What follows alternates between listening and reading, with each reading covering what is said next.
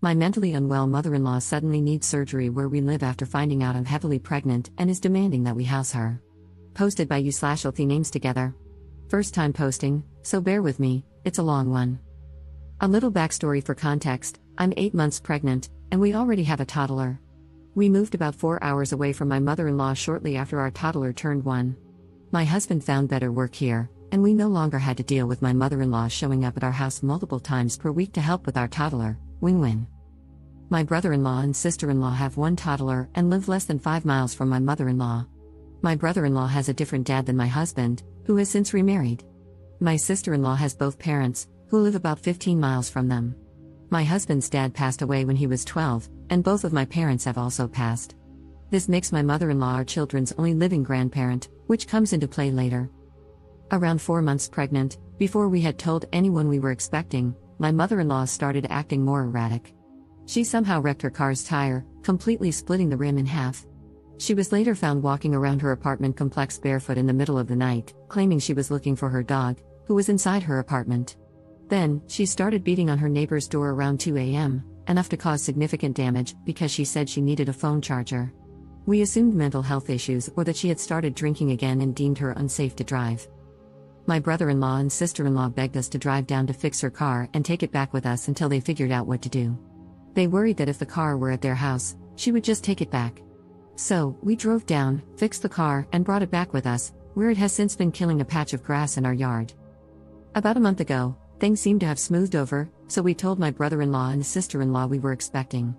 We asked them to keep the news to themselves until we were closer to delivery, but they told my mother-in-law shortly after. Lesson learned. My mother-in-law immediately spiraled. Suddenly, she needs a surgery that can only happen where we live. She told me she had scheduled the procedure and would need me to pick her up and take her to the appointment because we have her car. Turns out, this appointment is just with a specialist to determine if she even needs the procedure. She scheduled this appointment for next week. I let her know I was summoned for jury duty next week and had a doctor's appointment of my own, so I couldn't miss more work. At this point, my mother-in-law started pulling in my husband's aunts to repeatedly call him, insisting there's no reason we can't pick her up over the weekend and let her stay at our house until the appointment. Of course, my mother-in-law agreed. They argued that none of this would be necessary if you hadn't essentially stolen her car. My brother-in-law and sister-in-law refused to drive her more than an hour closer to us and insist we should just give her the car back so she can drive herself home. We told them we aren't holding her car hostage. If they drive her here, she can have it. We have enough to worry about as it is without adding my mother-in-law to the mix, but we can't make a round-trip drive down there. Last night, my husband called her and asked if she could at least reschedule for September, when we'd have more time to figure out the logistics. She refused. Why? Because if she doesn't get seen until September, she won't be able to have the surgery until after I've had the baby. My husband pushed back, saying she wouldn't be at the hospital with us anyway and wouldn't be seeing the baby until she's vaccinated, regardless of where she lives. She started screaming that he's never done anything for her, that our children deserve to have grandparents, and that if we won't take care of her when she needs medical attention and are going to keep her away from her grandchildren for no reason, we'll regret it, etc. My husband got upset and told her she wasn't the problem, but the timing of the appointment was, and she should reschedule. At that point, she called him a hateful bastard, so he hung up. We haven't heard from her since, but we have heard from the aunts again.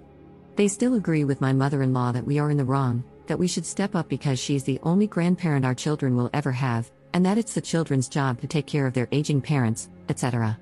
Ironically, they aren't giving the step up and take care of her speech to my brother-in-law or sister-in-law. Are we wrong here? I feel like once we agree to let her stay even a day or two, she'll come up with more reasons why she can't leave. Then what? Relevant comments. Commenter. She's nuts, and you're pregnant.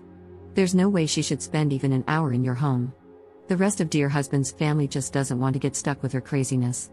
Listening to them is like getting legal advice from someone you're suing. It only serves their interests, not yours. Op's response. This is what I told one of his aunts when she asked, "What's the problem with her staying at your house?" I replied, "What's the problem with her staying at yours?"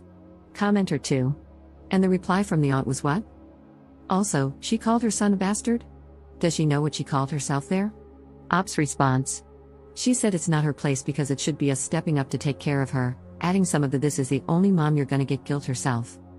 And yes, it was his mom who called him a hateful bastard, but she definitely didn't see it as an insult to herself. My husband said she had never tried to use his dad's death against him and couldn't understand why she would go that far over being asked to reschedule a doctor's appointment. Commenter 3. You can probably hire a bonded driver to drive it back to her, it might be cheaper. A dark thought does cross my mind, though. Have the car checked by a mechanic before you return it to her. Heaven forbid she gets into an accident, and then blames you for sabotaging her car while it was in your possession. Personally, I would have a relative drive it over and drop it off with a brother-in-law and sister-in-law since it was their idea to have you take it in the first place.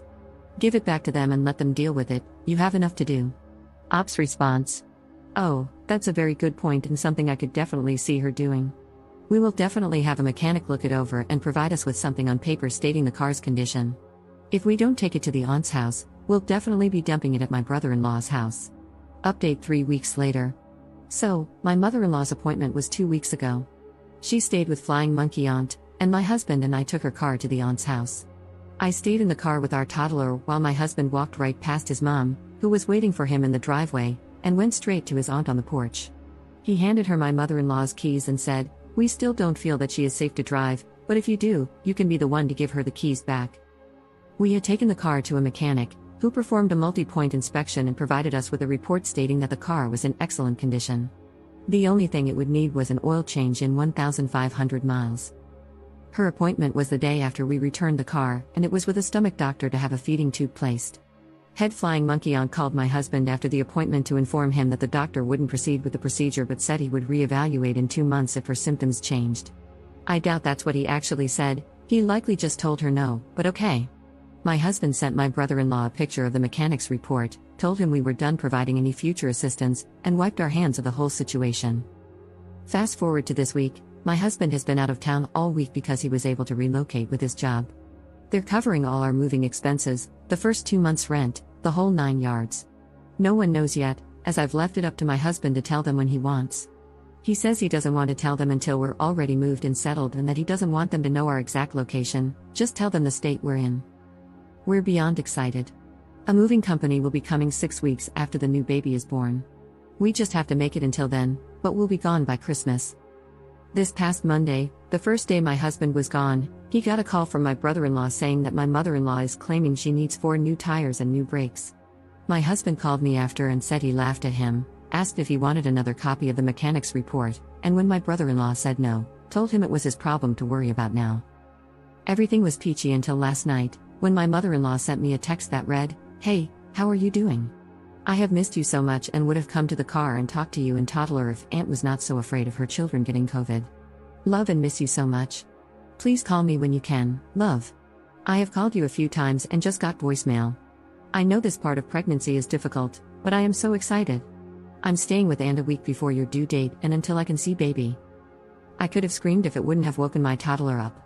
I haven't responded to her, but I sent a screenshot to my husband and told him to handle it. He told me not to respond at all and that he doesn't want to reach out to anyone until he's back in town tomorrow. He says responding now is exactly what she wants, and we're not going to give her a chance to twist our response into us agreeing that she can see the baby. I see his point. It's not like she knows where our house is, but she does know which city we live in. I guess she could just drive around aimlessly looking for our car? What I'm really looking for is advice on how to phrase our response to make it perfectly clear that she is not welcome at our house, both for her and for his family, because they'll inevitably get pulled into this next. Relevant comments. Commenter. Is it just me, or is the mother-in-law's appointment in 2 months close to your due date? That seems convenient, doesn't it? Ops response. It's also convenient. Everything is on her timeline, exactly what/how she wants it to be. Most of what she says is so contradictory that it drives me mad. When I finally heard that this appointment was for a feeding tube, I couldn't believe it. Who wants to sign up to have a feeding tube placed when they can eat normally? Second update 3 months later. We've done it. The baby was born at the end of October. My mother-in-law found out in early November and called my husband, saying how sorry she was that she missed it because she was in church. He literally laughed at her, told her he had to go, and hung up. My dear husband was planning to just ignore texts and calls from his family so that he could still be contacted in the event of a true emergency, but that plan was short-lived. The head flying monkey called to say that my mother-in-law would be coming to our house to see the baby for a few days the following week and would leave after her doctor's appointment. She had made another appointment for a feeding tube after the first doctor refused to do it. My husband remained so calm. He just said, "We've moved out of state, and when she started asking for our new address to send gifts for the baby, he simply said that we didn't need or want anything from them, had to go change a diaper, and hung up. We moved that following weekend. So far, we've enjoyed a peaceful Thanksgiving, a wonderful anniversary, and are ready for a Merry Christmas, just the four of us. My husband blocked his family with the exception of his brother. I didn't want to push him to block anyone, so it's nice that he's come to this conclusion on his own, and our future looks so calm. Relevant comments. Commenter. Congratulations, I love reading the threads where the ops and their spouses actually do something about the problem. You and your dear husband are awesome. Ops response. 6 months ago, I was talking to / texting my mother-in-law every day. She would start calling around 5 or 6 a.m., and it was so hard to break away from that. 3 months ago, we felt so enmeshed, borderline codependent on her. Even though the daily calls and texts had slowed, it was hard to think clearly. Today? We feel free. Instead of worrying about a fully grown woman, we're able to focus on our growing little family. All that to say, it's a difficult process when you're going through it, but it feels amazing when you're able to cut out the toxic. Commenter 2. My mother used to call me very early in the morning, for example, 5 a.m., when she was old and needed some trivial assistance, such as changing a light bulb. She called on the landline, everyone else used the mobile. So, I unplugged the landline every night. I was certain she would be able to get herself to the hospital if it was an emergency. Her phone had a big button with a red cross on it, and that button dialed emergency services. Ops response. Similar for us. She would call and say something like, "Happy Tuesday. I'm sure you've got to go to work, so you're probably about to get ready," which led to at least 30 minutes of her talking about what she was going to do that day, asking what we were going to do that day, how our night was, etc. It was such a draining way to start my day, especially because I didn't actually have to be up until around 7 to get to work.